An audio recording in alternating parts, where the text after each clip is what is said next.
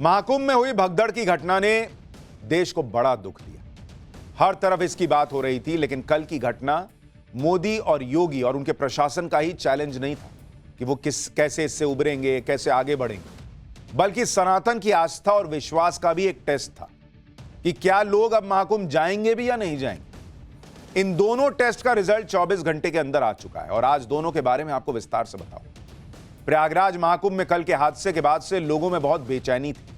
जो कुंभ में गए हैं, जो नहीं गए हैं, वो सब ये जानना चाहते हैं बॉस कि अभी कुंभ में क्या हालात है, क्या महाकुंभ में सब कुछ ठीक हुआ है, नहीं हुआ है, व्यवस्था ठीक हुई है, नहीं हुई है। पिछले 24 घंटे में हमने जो देखा है, ग्राउंड पर हमारे रिपोर्टर्स ने जो रिपोर्टिंग की है, उसमें एक सीधी बात यह निकल कर आ रही है कि महाकुंभ के अंदर की व्यवस्था को दुरुस्त करने में मुख्यमंत्री योगी आदित्यनाथ ने बीते 24 घंटे में बॉस घोड़े खोल दिए, जी जान लगा दिया है। योगी ने उन सभी लूज पॉइंट्स को टाइट किया है जिससे कोई भी बदइंतजामी की नौबत ना आने पाए। बॉस एक बात तो आपको माननी पड़ेगी, जो एक घटना हुई वो भी नहीं होनी चाहिए, किसी एक की भी जान नहीं जानी चाहिए थी। लेकिन जब हम सनातन के सबसे बड़े पर्व महाकुंभ का जिक्र करें तो यह भी याद रखें कि अभी तक 28 करोड़ लोग डुबकी लगा चुके हैं और इसका मतलब यह है कि इसी महाकुंभ में 28 करोड़ लोग डुबकी लगाकर सही सलामत स्नान करके वापस जा चुके हैं। और यह 28 करोड़ कोई मामूली आंकड़ा नहीं होता बॉस। अगर पूरी व्यवस्था ही 2 कौड़ी की होती, जैसा एक इकोसिस्टम बता रहा है, कुछ नेता बता रहे हैं, अगर पूरी व्यवस्था ही लचर होती, खस्ता हाल होती, तो ना तो 28 करोड़ लोग आ पाते और ना 28 करोड़ लोग सही सलामत जा पाते। और यही वजह है कि आस्था का सैलाब कल की अनहोनी के बावजूद आज भी नहीं रुका। आज भी करोड़ों लोगों ने गंगा में स्नान किया। कहीं कोई घटना नहीं हुई, कहीं कोई अफरा तफरी नहीं, कोई अराजकता नहीं, कोई बवाल नहीं, कुछ नहीं हुआ बॉस। आज सीएम योगी ने रियल टाइम मॉनिटरिंग करके और 5 बड़े फैसले लेकर महाकुंभ में सब कंट्रोल में कर दिया।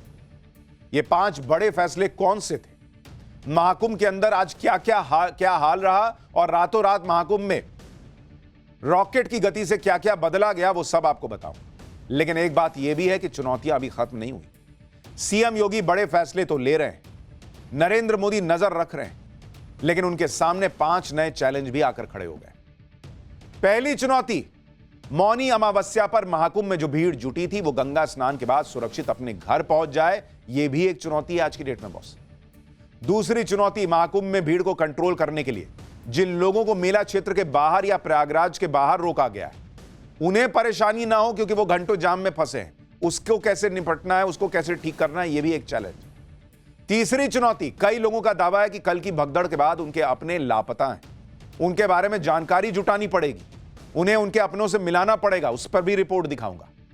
चौथी चुनौती, मौनी अमावस्या की तरह 3 फरवरी को बसंत पंचमी पर अगले अमृत स्नान पर भारी भीड़ जुटेगी। इसका मैनेजमेंट करना अपने आप में एक और चैलेंज होगा। पांचवी चुनौती, महाकुंभ में कल की अनहोनी पर इस वक्त जो राजनीति हो रही है, जो भ्रम फैलाया जा रहा है, उससे भी निपटना योगी आदित्यनाथ के लिए एक बड़ा चैलेंज बन गया है। क्योंकि एक इकोसिस्टम ऐसा माहौल बना रहा है कि महाकुंभ की तरफ जो लोग जा रहे हैं उनके पैर अपने आप रुक जाए। सीएम योगी की इन चुनौतियों के बारे में हम आपको आगे पाठशाला में बताएंगे। उन्होंने क्या तैयारी की है इससे निपटने की, यह भी बताऊंगा। लेकिन पहले आज महाकुंभ में क्या हालात थे उसके बारे में बताता हूं, क्योंकि कल की घटना के बाद बहुत सारे लोगों के मन में बेचैनी थी, कई शंकाएं थी कि बॉस आज सब ठीक होगा भी या नहीं होगा। लेकिन आज महाकुंभ के अंदर जो तस्वीरें दिखी, उसने सारी शंकाओं और बेचैनी के बीच राहत देने का काम किया। मौनी अमावस्या पर हुए हादसे के बाद भी करोड़ों लोगों ने आज संगम में पवित्र स्नान किया, जबकि आज ठंड बढ़ी हुई थी, लेकिन लोग गर्मजोशी से भरे हुए थे। देखिए ना कैसे कोहरा है, ठंड रोकने वाला है, लोग पहुंचे जा रहे थे आज भी स्नान के लिए। महाकुंभ में 10 लाख कल्पवासी मौजूद हैं। कल्पवासी 1 महीने तक कल्पवास करते हैं। आज 1 करोड़ 15 लाख भक्त महाकुंभ आए। 1 करोड़ 25 लाख लोगों ने स्नान किया है, जिसमें 10 लाख कल्पवासी और 1 करोड़ 15 लाख जो आए वो सब मिला के। और अब तक करीब 28 करोड़ लोग स्नान कर चुके हैं। आज सुबह महाकुंभ में भयंकर कोहरा भी था, 100 मीटर दूर तक भी दिखाई ठीक से नहीं दे रहा था। उसके बावजूद श्रद्धालुओं के जोश में कोई कमी नहीं आई। अपने अपने मन में संगम में स्नान की भावना लिए लोग आ रहे थे। स्नान करके जा रहे थे। लोगों को विश्वास था कि वहां कोई अव्यवस्था नहीं होगी। लोगों को यह विश्वास था कि मोदी योगी ने जो व्यवस्था कर रखी है, जिसकी वजह से 28 करोड़ लोग संगम में स्नान करके सही सलामत लौटे हैं, वो व्यवस्था उनके भी काम आएगी। सुनिए संगम स्नान के बाद लोगों ने क्या कहा और संगम नोज पर किस तरह से प्रशासन ने भीड़ को आज मैनेज किया। संगम में मुझे बहुत अच्छा लगा, व्यवस्था यहाँ की बहुत अच्छी है और जो इतना भीड़ को देखते हुए जो करोड़ों की तादाद में जो लोग आ रहे हैं, शांतिपूर्वक अपना स्नान करके वापस लौट रहे हैं। हमने स्नान अच्छे से किया और व्यवस्था भी योगी और मोदी जी की बड़ी अच्छी रही, जिससे कि सारा सुचारू रूप से चल रहा है। प्रयागराज में नहा के गंगा जी का दर्शन करके बहुत ही अच्छा लगा हमको और हम सभी भक्तों से निवेदन करेंगे कि सभी लोग आइए, शांति से दर्शन कीजिए और माता का आशीर्वाद लीजिए और आगे बढ़िए। मोदी के लिए या योगी के लिए हम मिला नहीं है तो उसके लिए हम धन्यवाद करते हैं आपको। और हम सबको बताना चाहते हैं, आप करते हैं, लोग बुरा बोल रहे हैं, बोलने दीजिए, जो आप लोग कर रहे हैं करते रहिए और अच्छा कर रहे हैं, बहुत अच्छा कर रहे हैं। मोदी योगी जी ने बहुत अच्छा लगा मेरे को नया संगम में नहाकर और बहुत बढ़िया। इस वक्त आपके टेलीविजन स्क्रीन पर जिसमें आप देख पा रहे हैं कि लोग बहुत ही बड़ी संख्या में अभी भी उसी तरीके से मौजूद है। ऐसा नहीं है कि लोगों की संख्या में कमी आई हो या फिर लोगों को रोका गया हो। लोग यहाँ पहुंचे जा रहे हैं और स्नान करके वापस जा रहे हैं, बस उन्हें रुकने नहीं दिया जा रहा। लगातार जो हमारे जवान हैं और साथ ही जो हमारी उत्तर प्रदेश की पुलिस है वो भी लगी हुई है, लोगों को डायरेक्शन बता रही है। या वॉलंटियर्स भी हैं, सिविल डिफेंस के लोग हैं, जिनकी कोशिश यही पहले दिन से रही है। देखिए, एक बार ये जो भगदड़ की स्थिति बनी उससे ये नहीं दावा किया जा सकता या फिर ये नहीं कहा जा सकता कि व्यवस्थाएं दुरुस्त नहीं थी, क्योंकि करोड़ों लोग जब होंगे तो इस तरह की स्थिति बन सकती है। जाहिर तौर पर देखिए सवाल उठने लाजमी है, लेकिन ये नहीं कहा जा सकता कि स्थितियां इस तरह की थी कि कोई मैनेजमेंट नहीं था। और यहाँ आप देख सकते हैं कि लोग अब आराम से जा रहे हैं, स्नान कर रहे हैं। हालांकि लोगों को अब थोड़ा सा डिवाइड भी किया गया है कि जो वाकई गंगा घाट है वहां भी जाकर के लोग स्नान करें और इस बात को सुनिश्चित किया जा रहा है कि संगम नोज पर ही एक साथ बहुत ज्यादा भीड़ ना आ पाए, इसके लिए बैरिकेड्स लगाए गए हैं। कल हादसे के बाद लोगों ने सीएम योगी के आंसू भी देखे और अब एक्शन भी देख रहे हैं।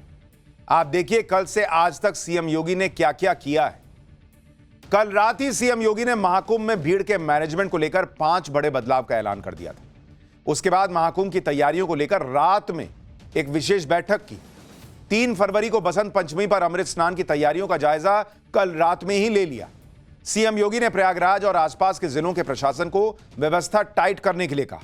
इसके अलावा सीएम योगी ने मुख्य सचिव मनोज कुमार सिंह और डीआईजी प्रशांत कुमार को महाकुंभ भेज दिया है। यानी जब जिस वक्त लोग सो रहे होंगे उस वक्त सीएम योगी आदित्यनाथ रात में अपनी टीम के साथ मीटिंग कर रहे थे। रातों रात महाकुंभ में व्यवस्था बेहतर करने के लिए काम कर रहे थे। प्रशासन भी आज पूरी तरह से महाकुंभ में लगातार मॉनिटरिंग करता दिखाई दिया। संगम नोज के पास वॉच टावर बना दिया गया, वो जहां से भीड़ पर निगरानी की जा रही है। यूपी के डीजीपी प्रशांत कुमार ने बसंत पंचमी के स्नान की तैयारियों का जायजा खुद लिया। आप तस्वीर देखिए, ये मचान बना के, वॉच टावर बना के, वहां से आप ऊंचाई से नजर रख सकिए, इसकी व्यवस्था कर दी गई।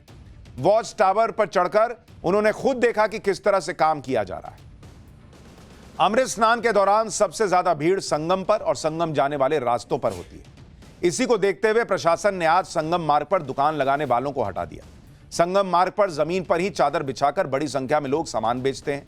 पुलिस ने इन सभी से अपील की कि वो यहां से हट जाएं, नहीं तो उनका सामान जब्त कर लिया जाएगा, ताकि ये रास्ता क्लियर हो सके। एक बार वहां से रिपोर्ट देखिए। ये रास्ता सीधे संगम की ओर जाता है, लोगों की भीड़ आपको दिख रही है, लेकिन अब पुलिस किस तरीके से अलर्ट है और किस तरीके से रास्तों को खाली करवाया जा रहा है।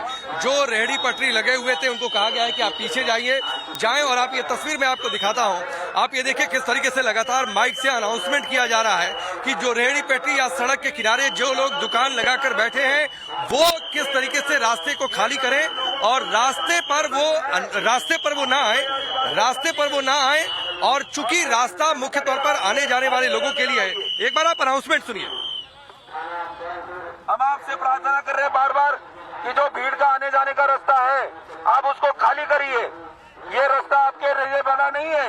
पूरे प्रयागराज में आप अपनी कहीं भी दुकान लगाइए, लेकिन ये भीड़ के आने जाने के रास्ता जो संगम की तरफ जा रहा है उस रास्ते को खाली करिए।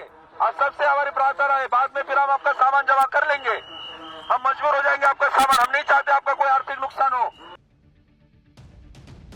यानी छोटी से छोटी चीज, छोटी से छोटी बात कि भाई रास्ते में अगर दुकानें लगी हैं तो दिक्कत आ सकती है, परेशानी हो सकती है, उस पर अब ध्यान दिया जा रहा है। महाकुंभ अभी खत्म नहीं हुआ है, इसलिए न रुकने का वक्त है न निराश होने का। सीएम योगी भी यही कर रहे हैं।